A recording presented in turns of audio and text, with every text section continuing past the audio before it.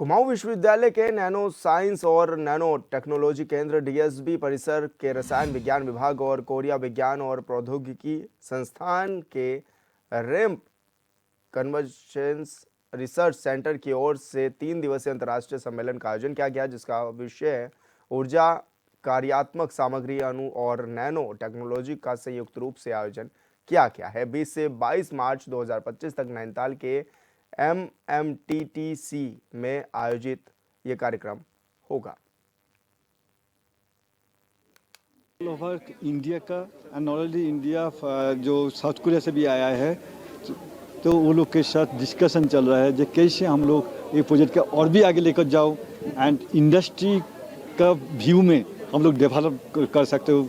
Product को। तो if in case हम लोग एक ग्राफीन यूज कर सकते हैं। ये जो ग्राफीन हम लोग जो बनाते हैं वेस्ट प्लास्टिक से बहुत लो कॉस्ट,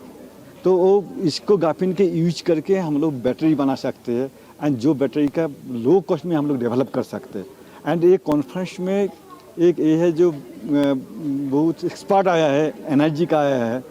तो उसमें हम लोग का हेल्प होगा कैसे हम लोग बैटरी बना सकते हैं एंड सुपर कैपेसिटर बना सकते हैं, जहाँ पे हम लोग इलेक्ट्रिक व्हीकल भी चल सकते हैं। कंट्री में हर कोई इसमें काम करता है, विश्व भर में इसमें काम हो रहा है। इनफैक्ट इंडिया में जो साइंटिफिक काम शुरू हुआ 1998 से department of science and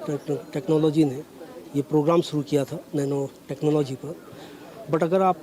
Hindustan के इतिहास को देखें, ये हमने अपने आयुर्वेदा में, चरक संहिता में, उसमें से इन चीज़ों की बात की है कि हम जब प्लाज्मा की बात करते थे, प्लाज्मा कुछ नहीं, वो नैनो पार्टिकल्स थे जिसकी आज हम चर्चा करते हैं। दूसरा सबसे बड़ा एग्जाम्पल हमारे लिए है जो लॉ स्तंभ दिल्ली में है, उसमें आज तक रस्ट नहीं लगा। तो रस्ट क्यों नहीं लगा? क्योंकि उसकी आयरन की क्वालिटी ऐसे डेवलप की गई थी कि जिसमें रस्टिंग नहीं हो सकती, तो उसको डिस्पर करने की ज़रूरत है। तो इससे ये हुआ कि बाहर से बच्चे बहुत लोग आए हुए हैं हमारे इस कॉन्फ्रेंस, विदेशों से लोग आए हैं, तो उनकी जो अपनी रिसर्च इस फील्ड में है उससे उनने क्या क्या एडवांसमेंट किया हुआ है और हमारे बच्चों को उसका फ़ायदा मिले। जो निष्कर्ष निकले, क्योंकि ये साउथ कोरिया की एक इम्पोर्टेंट इंस्टीट्यूशन के साथ जो है आयोजित किया जा रहा है यहाँ के डिपार्टमेंट केमिस्ट्री के द्वारा, और विश्वविद्यालय को मैं बधाई देता हूँ, क्योंकि जिस तरह की नैनो टेक्नोलॉजी और जो मॉडर्न साइंस एंड टेक्नोलॉजी है उससे संबंधित विषय, तो जो भी इसमें से निष्कर्ष निकले उन रिकमेंडेशंस को जो है प्रदेश सरकार को और भारत सरकार को और दूसरे जो नीति निर्धारक संस्थाएं हैं उनको भेजना चाहिए, यूजीसी को भेजना चाहिए, डीएसटी को भेजना चाहिए, और कोशिश करनी चाहिए कि जो निष्कर्ष निकल के आए उनका इम्प्लीमेंटेशन हो और अल्टीमेटली इस क्षेत्र को से फ़ायदा हो, यहाँ के विद्यार्थियों से उसको लाभ मिले और यहाँ की प्रगति में और समाज के कल्याण में उसका योगदान।